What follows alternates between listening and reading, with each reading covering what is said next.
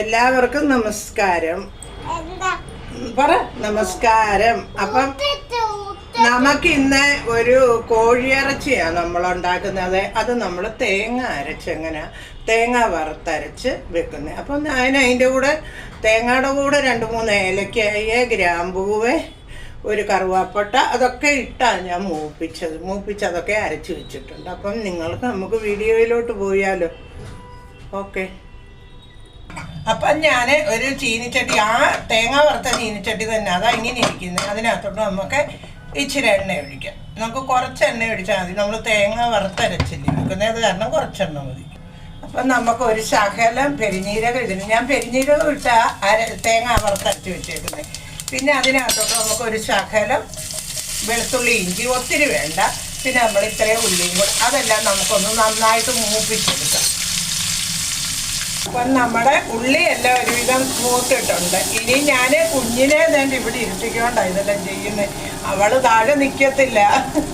അപ്പം പിന്നെ അവളെ എടുത്ത് വെച്ചോണ്ടാണ്. ഇനി നമുക്ക് ഒരു തക്കാളിക്ക നമ്മളെടുത്ത് വെച്ചിട്ടുണ്ട്. അത് നമ്മൾ 4ആയിട്ട് കീറി അതും ഇതിൽ ഇട്ടിട്ടുണ്ട്. ഇനി നമ്മുടെ ഇറച്ചി നമ്മൾ ഇതിനകത്ത് എല്ലാം ഇട്ട് വറുത്ത് വെച്ചേക്കുന്നതുകൊണ്ട് നമ്മൾ വേറെ ഒന്നും ഇതിനകത്തോട്ട് ചേർക്കുന്നില്ല. ഇനി നമ്മൾ 1 കിലോ ഇറച്ചി മേടിച്ചത് നമ്മൾ കഴുകി ഇവിടെ വെച്ചേക്കുക. അപ്പം ആ ഇറച്ചി എടുത്ത് നമുക്ക് ഇതിനകത്തോട്ടൊന്ന് ഇടാം. അപ്പം നമ്മുടെ ഇറച്ചിയെല്ലാം നമ്മൾ റെഡിയാക്കിയിട്ടുണ്ട്. ഇതിനകത്തോട്ട് ഇട്ടു. നമ്മൾ ഇച്ചിരി ഉപ്പും ഇട്ടിട്ടുണ്ടായിരുന്നു. ഇനി നമുക്ക് ഈ ഇറച്ചി ഒന്ന് നല്ലോണം ഇളക്കിയിട്ട് നമുക്ക് ഒരു അടപ്പെടുത്തൊന്നും അടച്ചു വെക്കാം. നമ്മൾ മഞ്ഞപ്പൊടിയൊക്കെ എല്ലാം ഇട്ടാൽ നമ്മൾ വറുത്ത് അരച്ച് വെച്ചേക്കുന്ന തേങ്ങ. വേണമെങ്കിൽ ഒരു ഇച്ചിരി മഞ്ഞപ്പൊടി നമുക്ക് ഇതിനകത്ത് ചേർത്തൊന്ന് തല്ലിപ്പൊത്തി വെക്കാം.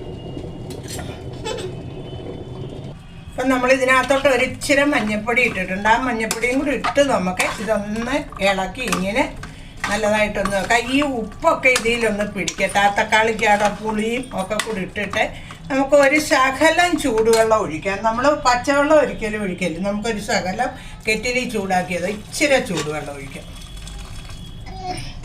അതിൽ വേണം ഇത് വേവാൻ, നന്നായിട്ട് വേവണമല്ലോ. അപ്പം നമ്മുടെ ഈ ഇറച്ചി ഒന്ന് വേവുന്നിടം വരെ നമുക്കൊന്ന് വെയിറ്റ് ചെയ്യും. ഒരടുപ്പെടുത്ത് അടയ്ക്കും. അപ്പം നമ്മുടെ ഇറച്ചി നമുക്കൊന്ന് തുറന്ന് നോക്കിയാലോ? അപ്പം നമ്മുടെ ഇറച്ചിയെല്ലാം നല്ലോണം വെന്തിട്ടുണ്ട്. നമുക്ക് ഈ അരപ്പ് നമ്മൾ എടുത്തു വെച്ചിട്ടുണ്ടല്ലോ, ഈ വറുത്തരച്ച അരപ്പ് ഇതിനകത്തോട്ട് നമുക്ക് ഇടാം. ഇട്ടിട്ട് നമുക്ക് 1 മിനിറ്റ് ഒന്ന് നോക്കാം. അപ്പം നമ്മുടെ വറുത്തരച്ച കോഴിക്കറി എല്ലാം റെഡി ആയിട്ടുണ്ട്. നമുക്ക് ഒന്ന് നോക്കി ഗ്യാസും അങ്ങ് നിർത്താം. വറുത്തരച്ച കറി എല്ലാം റെഡിയായി. എല്ലാവരും ഇങ്ങനെ ഒന്ന് ട്രൈ